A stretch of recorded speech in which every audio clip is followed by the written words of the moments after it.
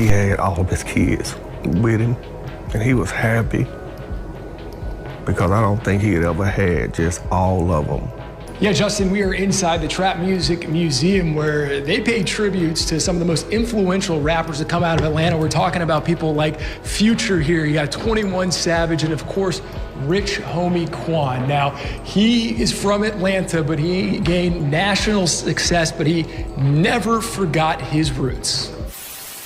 Breaking news, rapper Rich Homie Quan has reportedly died at the age of 34. TMZ reports the platinum-selling rapper passed away at his home in Atlanta today. No word on a cause of death. A month after his passing, a cause of death has now been released for Atlanta rapper Rich Homie Quan. Medical examiners say he died from an accidental overdose. They found 4 substances, including fentanyl and codeine, in his system.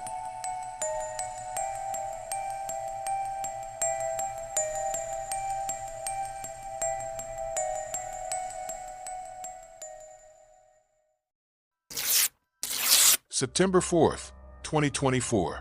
Late night in Atlanta, at a home on Hampton Forest Drive in southwest Atlanta. The lights were still on. Inside, Daquan's Devontae Lamar, known to the world as Rich Homie Quan, was moving through his house. His girlfriend, Amber Williams, was upstairs. Their children were asleep.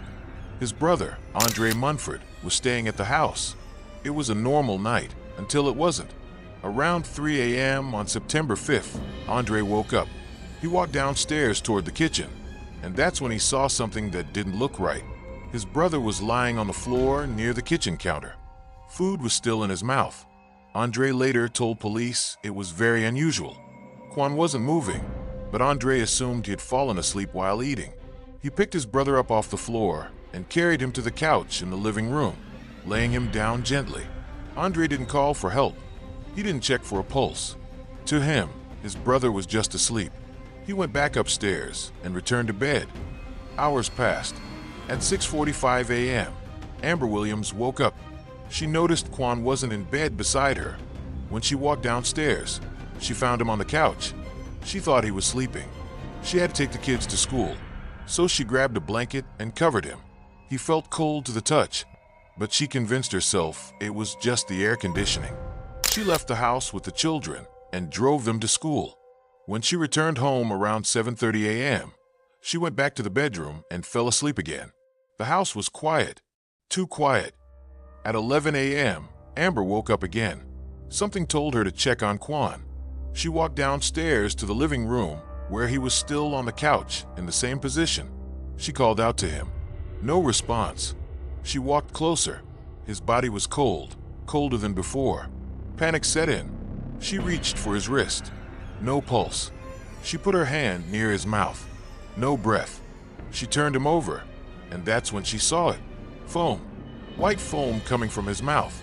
At 11:22 a.m., Amber Williams dialed 911. The dispatcher answered. Amber's voice was shaking, cracking with each word. "My boyfriend has been asleep on the couch since this morning," she said, her words rushing together. "I left him on the couch before I took my son to school this morning. Put a blanket over him because he was cold." The dispatcher asked what was wrong. "I just checked on him and he never got up." Amber continued, her voice rising.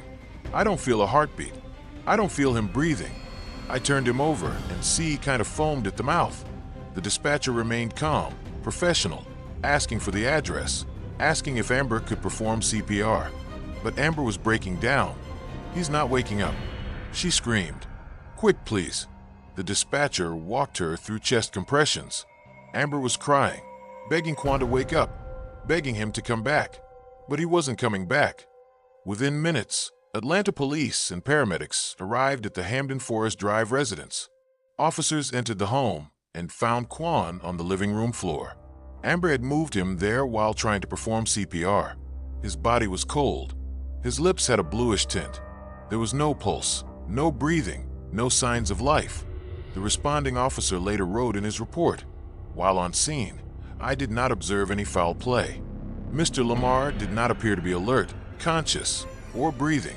Paramedics loaded Quan into an ambulance and rushed him to Grady Memorial Hospital. But everyone in that room already knew he was gone. At Grady Memorial Hospital, Doctors worked on Quan, but there was nothing they could do. His body had been without oxygen for too long. The damage was irreversible.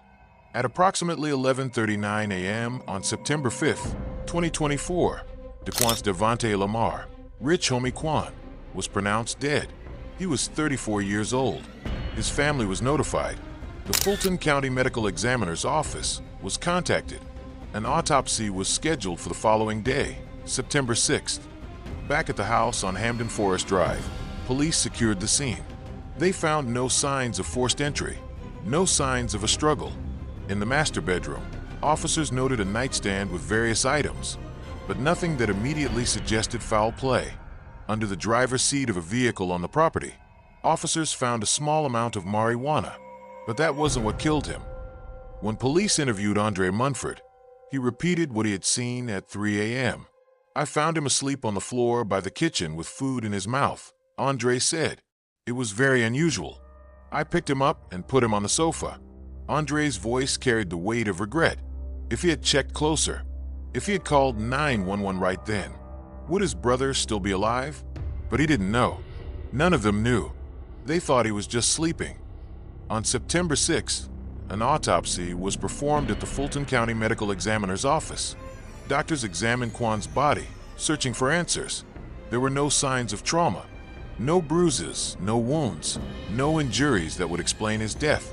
But toxicology tests would take weeks. The family would have to wait. In the days following his death, rumors spread quickly. Social media was flooded with speculation. Some said it was a drug overdose. Others questioned if there was more to the story. But without official confirmation, everything was just noise. Rich Homie Quan wasn't just another rapper. He was a voice of Atlanta, a product of the city's trap music renaissance. Born on October 4th, 1989, in Atlanta, Quan grew up in a city where music was survival, where a hit song could change everything. In 2013, he dropped Type of Way, and it became an anthem. The track peaked at number 50 on the Billboard Hot 100, but its impact went far beyond numbers. It was remixed by Lil Wayne, Meek Mill, and Jeezy. Quan had arrived. He followed up with Flex Ooh Ooh in 2015, which climbed to number 26 on the Hot 100. Then came Lifestyle with Young Thug, a collaboration that defined an era. Rich Homie Quan wasn't just famous. He was a legend in the making. But fame came with a price. In 2023, Quan sat down with Math Hoffa on the My Expert Opinion podcast. It was one of the most candid interviews he ever gave. He talked about his rise, his music, and his demons. "That was the lowest I was in my life," Quan said, referring to the years after Type of Way blew up. "I went from here to here, fast. I blame myself." When asked if he was on drugs, Quan didn't hold back. "Oh, hell yeah. I was on Molly every day. Geeked up, piped down. I felt like I couldn't do a song or show without being on Molly." He described how it started. "I was performing all the time, staying up late. I needed something to keep me going. He started taking ecstasy Molly. Then he started drinking lean, a mixture of codeine cough syrup and soda. What began as a way to stay energized turned into a dependency he couldn't shake. I was lost in the sauce," he admitted. On October 1st, 2024, nearly a month after Quan's death, the Fulton County Medical Examiner released the toxicology report. The cause of death was listed as combined toxic effects of fentanyl, Alprazolam, codeine, and Promethazine. The manner of death was ruled an accident. Fentanyl. The word sent shockwaves through the hip-hop community. It wasn't just Molly or lean anymore. Fentanyl, a synthetic opioid 50 times stronger than heroin, had been in his system. Alprazolam, commonly known as Xanax, codeine and Promethazine, the ingredients in lean, and THC. It was a lethal combination. Fentanyl has become the silent killer in America's drug epidemic. It's often mixed into other drugs without the user's knowledge. A person might think they're taking Xanax or Percocet, but it's been laced with fentanyl. Just 2 milligrams, an amount smaller than a few grains of salt, can be fatal. Quan wasn't alone. Mac Miller, Lil Peep, Prince, Tom Petty, all killed by fentanyl. The list keeps growing. And in hip-hop, where drug use is often glamorized in lyrics and music videos, The consequences are rarely discussed until it's too late. On September 17, 2024, thousands gathered at World Changers Church International. The building was packed. Fans who had obtained tickets lined up hours before the viewing began at 7 a.m. Police warned of traffic delays as the crowd continued to grow. Inside, Quan's body lay in an open casket at the front of the church. He was dressed in all white, a crown placed on his head. Family members and friends approached the casket, kissing his forehead, whispering final words. Then, the casket was closed. Quan's siblings took the stage, each sharing memories and messages. His brother Andre, who had found him that morning, spoke through tears. "I appreciate him for taking me from 285 Old National to the east side, to endless flights," Andre said. "From endless oatmeal and cereal to continental breakfast and personal chefs. We went from apartments, sometimes no hot water, but we didn't stop. I love you, man." His sister Brandy spoke about Quan's humility. "He never let his success change who he was," she said.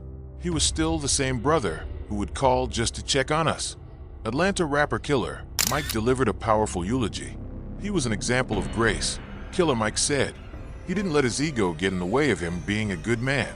That's rare in this industry." DC Young Fly, a close friend, spoke about the last time he saw Quan. "We were just laughing, talking about the old days," he said. "I never thought that would be the last conversation we have." Boozy Badass, who had worked with Quan on multiple projects, was also in attendance. Days earlier, Boozy had posted on X, "Just talk to UBRA. Hashtag tip Quan never go forget your smile and the way you talked and, of course, your music." During the funeral, the Atlanta City Council made an announcement. September 17th would forever be known as Rich Homie Quan Memorial Day in the city of Atlanta. The proclamation was read aloud, and the crowd erupted in applause. Rich Homie Quan represented Atlanta to the world, the proclamation stated. His music, his legacy, and his impact will never be forgotten. On September 30th, 2 weeks after the funeral, Quan's estate released a posthumous music video for his song Song Cry.